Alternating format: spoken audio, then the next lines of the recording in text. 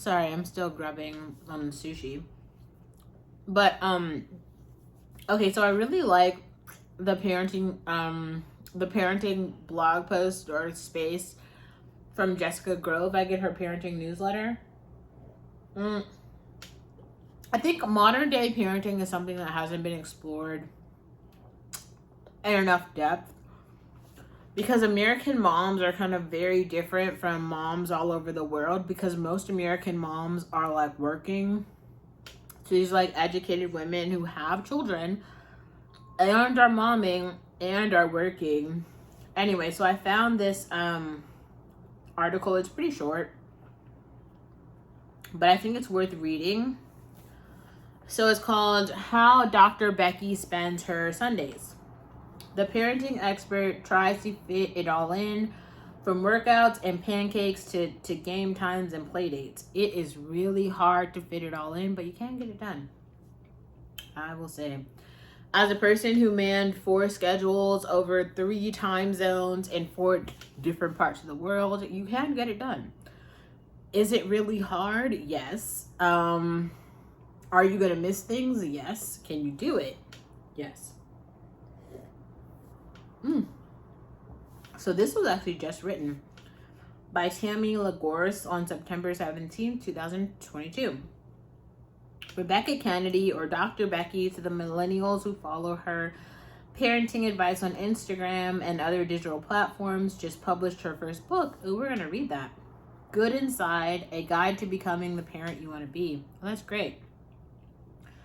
Which builds on conversations from her online membership community and podcast. So she's a clinical psychologist. Dr. Kennedy, 39, lives in an apartment on the Upper West Side with her husband and their sons, 10 and 5, and their daughter, 7.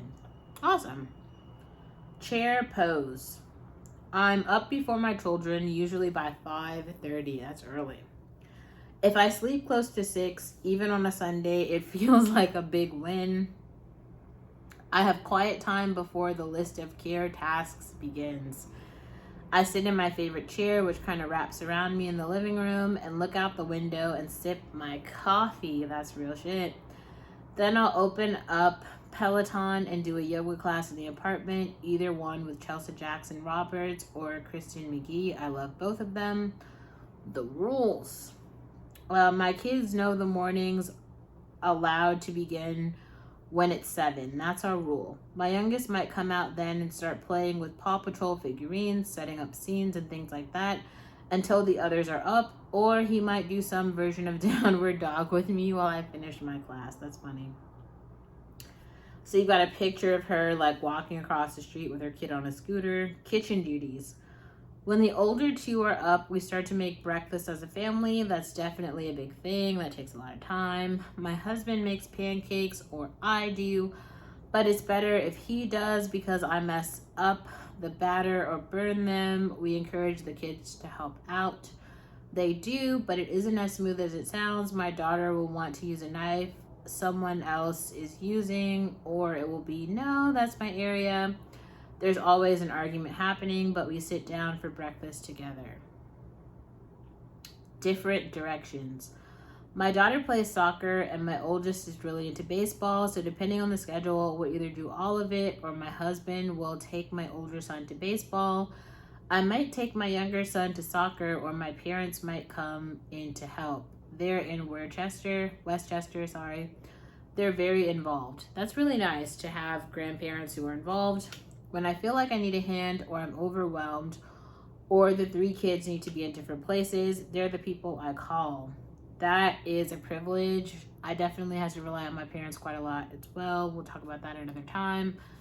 The parenting podcasts for me are coming. I can't give them to you yet. We're waiting on some milestones. So either we're going to have them and there is going to be an actual kid and we're going to talk about it, or Olivia's going to cash out with all her money and we're just going to bypass it altogether. And you guys are just going to basically see me live as a like single bachelorette forever. That's how it's going to go. Meetup. After lunch, we'll meet some good family friends at River Run Playground or Hippo Playground or Elephant Playground. all in Riverside Park. My kids will usually scoot there. My husband and I will walk behind them. We get a little downtime, and I also generally do farmers market shops with one or two of my kids. The farmers market is a great place for families to go. Kids get to understand what produce is, how to use money, how to buy things, how to grocery shop in like a really safe environment. It's good. Team spirit. In the later afternoon, we're watching football. My husband is from the Boston area. Part of our deal for living in New York is to raise kids as Boston sports fans. Continuing his lineage, so they're big Patriots fans, especially my husband and my oldest son. I'm part of the Boston sports fandom, but I'm not the ardent fan my husband and son are. That's funny. Segue. That will take me into the evening. My kids all take showers now, thank goodness, because having to give a bath can be so draining physically and emotionally. I literally used to do... I bought bath toys and bubble bath. So this is a pro tip. If you buy bubble bath and bath toys, these are like Legos or little floating toys. All you do is you run the bath water, you put the bubbles in, there has to be bubbles and a scent. You can play a song in the bathroom and just put the toys. Like I used to have this like stack of cuppies. We could do bath time for like an hour. I would literally use it as a pedicure time. Like, I made the tub. I would go buy Lush bath bombs, all type of shit, and I would just, like, soak my feet in the tub while Tubby would actually take a bath. This could go on for a fucking hour. She's, like, pouring water into cups, measuring shit. The bubbles are everywhere. She's learning how to wash her hair. It's just a whole thing for, like, a whole hour. It's bubbles and water. And music. It was like Moana every night. It's a whole thing. It's a whole thing.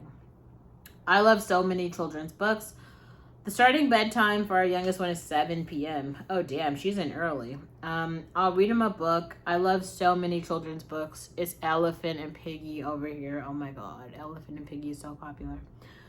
They give such an amazing opportunity to have meaningful moments. Short spurts of conversation, I might say. I wonder what this character is going to do, or what do you think happens at the end of the book? And that reminds me of being that age. Do you know I was also left out? Bathroom humor. One of the most popular videos in our Good Inside membership is a toothbrushing game I think I made up when my oldest son was 4 or 5, called Brush a Brush a Brush a Brush Brush. Of course, I make the sounds when you're brushing your teeth, and when we get to the end, I make a really long brush sound, and you have to get to the toilet and spit it out before I get to the toilet first.